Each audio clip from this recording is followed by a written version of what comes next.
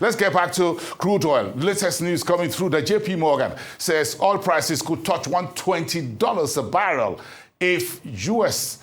hits Iran. Crude oil futures have reversed from near 70 highs. You saw the number a short while ago for the London Brent. Profit-taking and geopolitical uncertainty weighing on market sentiment.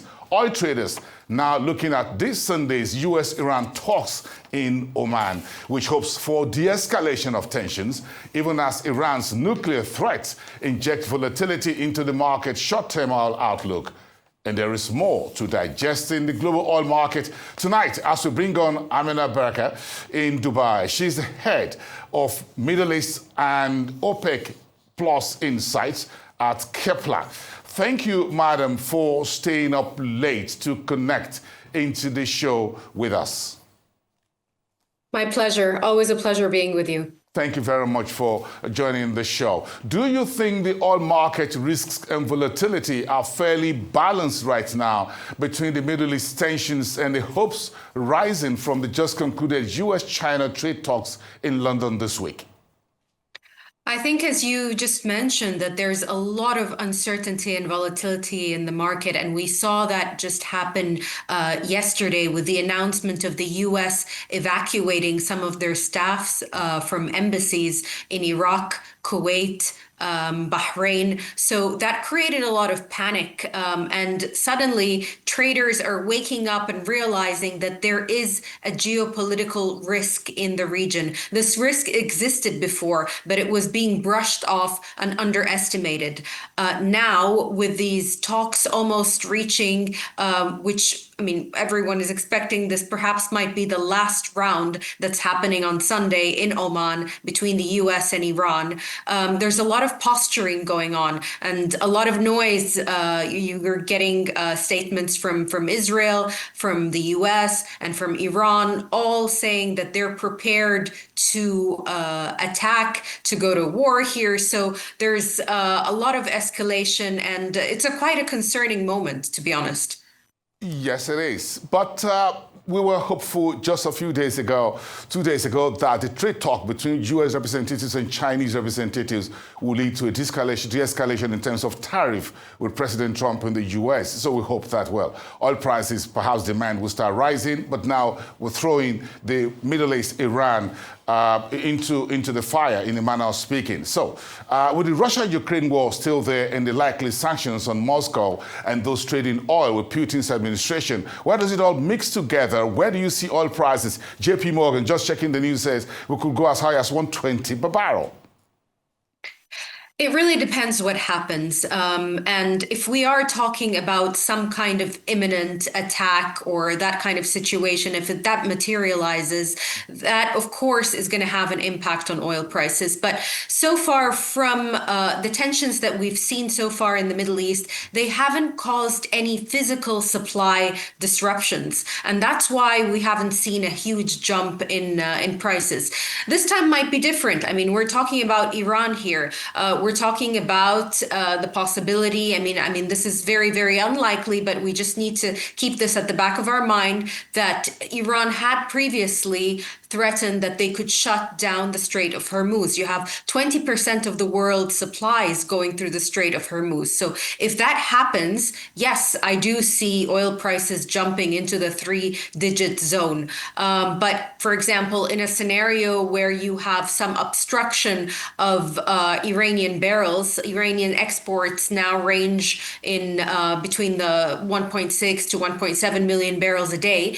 We still have a cushion of spare capacity with the OPEC group of about 6 million barrels a day, which potentially could be tapped in. Again, with the Strait of Hormuz, you do have some capacity through pipelines in Saudi Arabia and the UAE and so on that could maybe take another 6 million barrels per day, divert that and manage to kind of, take away 6 million barrels out of that 20 million barrels so it could reach the markets. But I don't think the market is going to really focus too much on the numbers and real supply. It will be just a huge sentiment shock, which might lead to that big jump in prices. Okay, let's add some recent soundbites from OPEC Plus into the conversation. What do you make of the additional supply being pumped into the market by OPEC Plus, at least by the V8 group?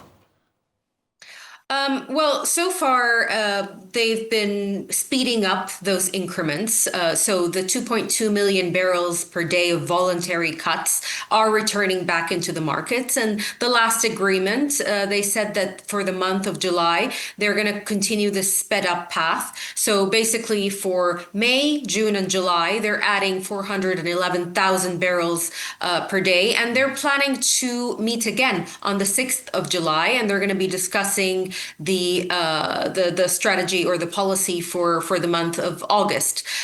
Given where things are at the moment, I mean, it depends on which direction we're talking here. If there's a deal with Iran, of course, that's kind of calm markets, not have any concerns around supply disruption. However, if we do have a supply disruption, this opens the option of the group to even bringing back more barrels into the market. But we're in a situation here. I think OPEC is getting a little.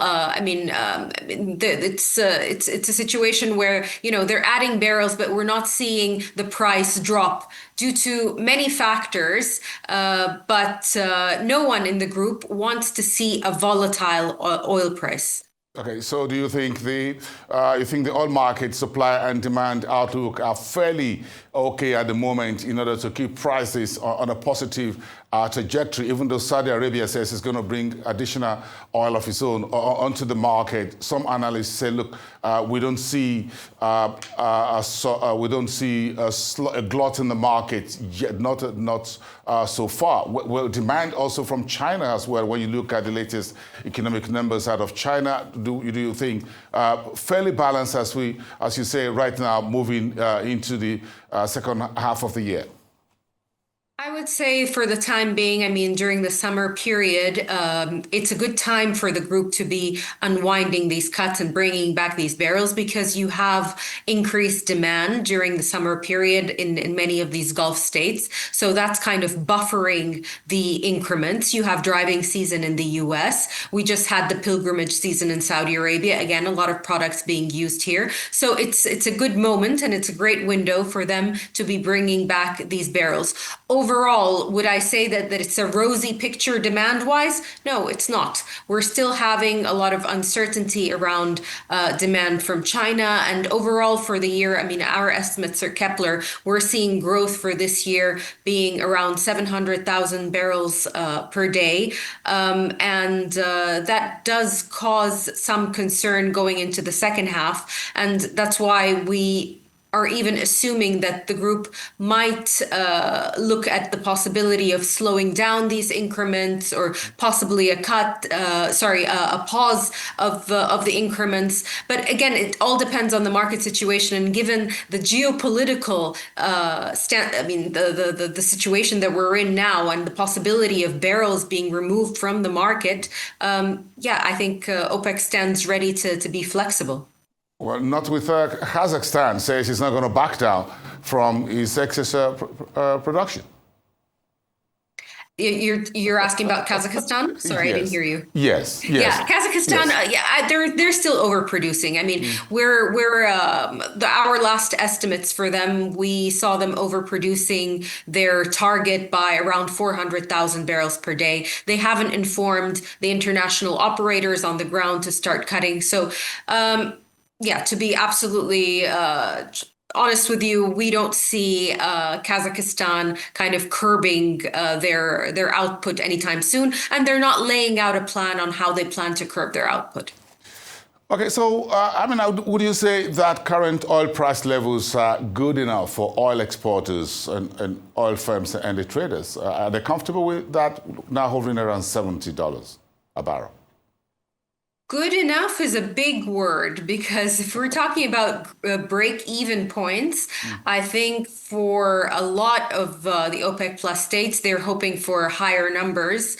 I mean, if you're talking about a country like Saudi Arabia, for example, their break-even is at $90. Okay, others are maybe looking at the high 80s and so on. So we're very far away from an ideal oil price. However, I mean, just given all the circumstances, I think that these levels are levels that the group is okay with for the time being. But of course, everyone would like to see an improvement to support their budgets.